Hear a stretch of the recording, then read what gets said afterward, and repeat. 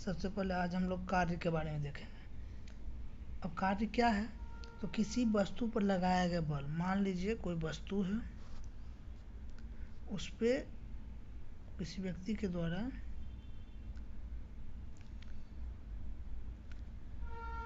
5 Newton का बल लगाया गया। किसी वस्तु पर लगाया गया बल और उस बल के कारण उत्पन्न विस्थापन। जब बल लगाया जाएगा या किसी चीज़ को धक्का दिया जाएगा तो ये वस्तु कुछ दूर तय करेगी। और मान लीजिए यहाँ आ गई, जब यहाँ आ जाएगी और इसकी दूरी मान लीजिए 5 किलोमीटर विस्थापित हो गया, यानी यहाँ से यहाँ चला गया, तो कार्य उत्पन्न विस्थापन का गुणनफल कार्य कहलाता है। यानी इस बल कितना था? 5 न्यूटन और विस्थापन कितना हुआ? 5 मीटर, यानी 25 न्यूटन मीटर। यानी कार्य क्या हो गया आपका? कार्य आपका जो हो गया 25 न्यूटन मीटर। इसी को आप लोग कह सकते हैं 25 जूल। कार्य का SI मात्रा क्या होता है? जूल होता है। किसी वस्तु पर लगाया गया बल 5 न्यूटन और उस बल के कारण उत्पन्न विस्थापन, मान लीजिए विस्थापित 5 मीटर हो गया, के गुणनफल कार्य कहलाता है। यानी दोनों का गुना किए तो ये जो आया वो कार्य हो गया। यानी कार्य का फॉर्मूला क्या हुआ? कार्य बराबर बल गुने विस्थापन। बल गुने विस्थापन। बल कितना था? W बराबर, बल को न्यूटन कहते हैं, यानी F इंटू S। ये आपका कार्य का फॉर्मूला हो गया।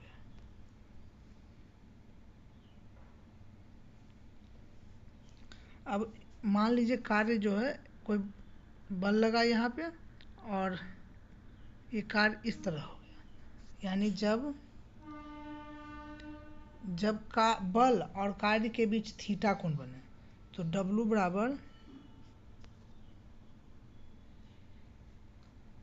बराबर FS कोस थीटा। ये आपका दो फॉर्मूला है कार्य का।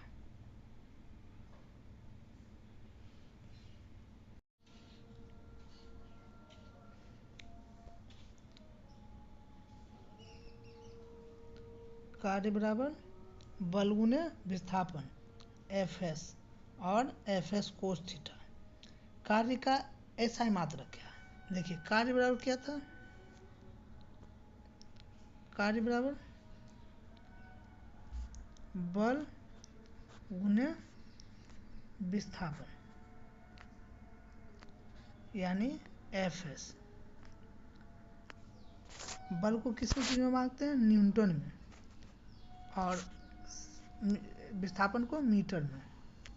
तो ये जो आपका हुआ, ये आपका SI मात्रक हुआ। ये आपका कार्य का SI मात्रक हुआ। इसी को जूल कहते हैं। क्या कहते हैं? जूल। यानी कार्य का SI मात्रक क्या हो जाएगा? कार्य का SI मात्रक जूल या न्यूटन मीटर है। अब एक CGS पद्धति होता है। CGS पद्धति में कार्य का मात्रक, CGS पद्धति में कार्य का मात्रक अर्घ होता है। क्या होता है? अर्घ होता है। यानी 1 जूल बराबर 10⁷ अर्घ। इस चीज का ध्यान रखिएगा। कार्य एक अदिश राशि है। कार्य एक अदिश राशि है। कार्य का बीमा। कार्य की बीमा निकालने के लिए सबसे पहले उसका फॉर्मूला लिखेंगे, जो कि FS होता है। F अर्थात न्यूटन और S अर्थात metre.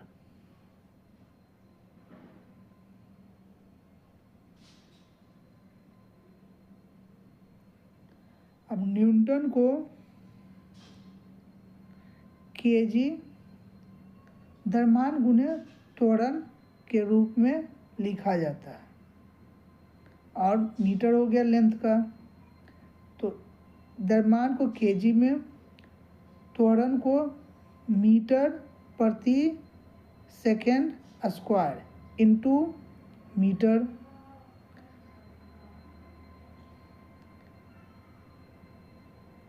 KG metre square into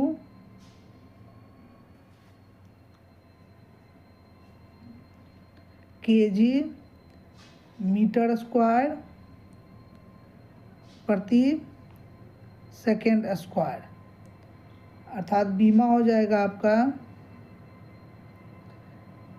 M L two T minus two,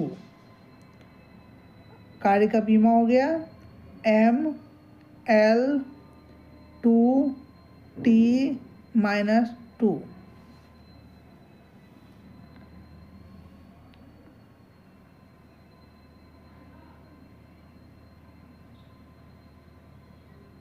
कार्य ऋणात्मक, धनात्मक और शून्य हो सकता है।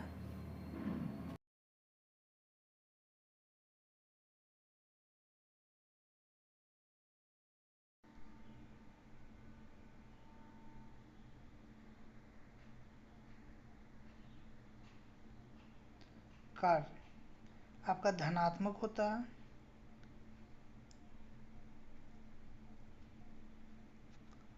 ऋणात्मक होता है और शून्य होता है। कार्य तीन प्रकार का होता है, धनात्मक, ऋणात्मक और शून्य। अब धनात्मक कार्य कब होगा? धनात्मक कार्य कब होगा? जब कार्य बल की दिशा में हो, बल की दिशा में हो।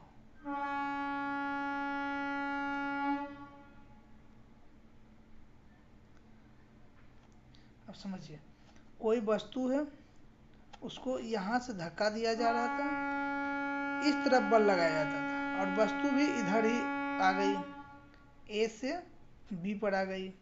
बल किस ओर लगा है? पीछे से लगाया गया, इस दिशा में, इधर बल लगा है, और वस्तु भी किधर गई? इधर। तो कार्य धनात्मक हो जाएगा। वहीं अगर कोई वस्तु है, इसको यहाँ से बल लगाया गया है ताकि ये बी पर चला जाए, इस दिशा में चली जाए, लेकिन किसी कारणवश वस्तु यहाँ से आगे न जाके बल्कि पीछे यानी सी पर चला आती है, यानी जिस ओर ताकत लगाया गया उसके विपरीत। यानी जब कार्य बल के विपरीत दिशा में हो,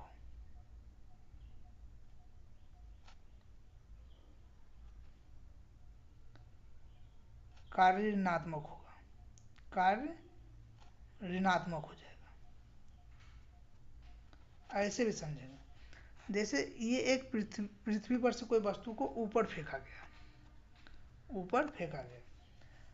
अब ये वस्तु को यहाँ जब ऊपर जा रही थी, तो पृथ्वी आपको पता होगा अपनी और किसी वस्तु को खींचती है जी से, जो 9.8 होता है। लेकिन वस्तु जो है, पृथ्वी अपनी ओर खींच रही थी, अब वस्तु देखिए यहाँ से यहाँ तक पहुँच गया। ताकत किस ओर पृथ्वी का लग रहा था? नीचे। वस्तु कहाँ चला गया? ऊपर, यानी विपरीत चला गया। यानी पृथ्वी का जो कार्य हो जाएगा वो आपका ऋणात्मक हो जाएगा। ठीक है,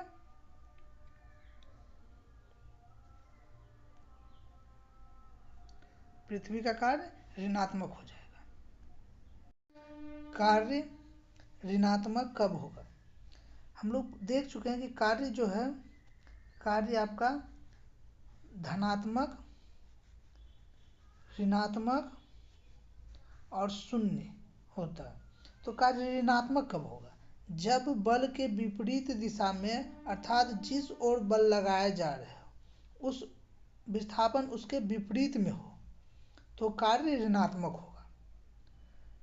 जैसे एग्जाम्पल घर्षण बल, कहीं भी अगर कहे कि घर्षण बल कैसा होगा तो ऋणात्मक होगा। गेंद को ऊपर फेंका गया तो कार्य कैसा होगा, ऋणात्मक होगा। या साइकिल पे या कार पे ब्रेक लगाया गया हो तो कार्य क्या होगा, ऋणात्मक होगा।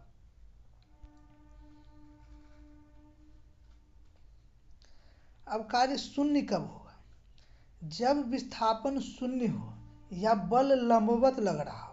लंबवत का अर्थ है कि थीटा 0 हो, 90 हो, थीटा 90 डिग्री हो, यानी विस्थापन हो ही नहीं।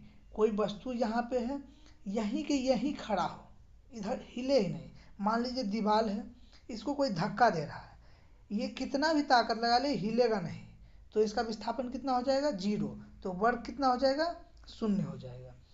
कोई व्यक्ति 50 केजी वजन लेकर खड़ा हो या तो कार्य क्या हो जाएगी, 0। कोई वृत्ताकार पथ पर चल रहा हो, कोई वृत्ताकार पथ पे जब चलेगा तो केंद्र से जो आरोपित कोण होता है वो 90 डिग्री का होता है। इसलिए वृत्ताकार पथ पे जब भी कोई चलेगा तो उसका कार्य 0 हो जाएगा। या कोई उपग्रह कृषि पृथ्वी के चारों ओर घूम रहा हो तो कार्य क्या होगा, 0 हो जाएगा। कार्य शून्य कब होगा, कोई व्यक्ति है,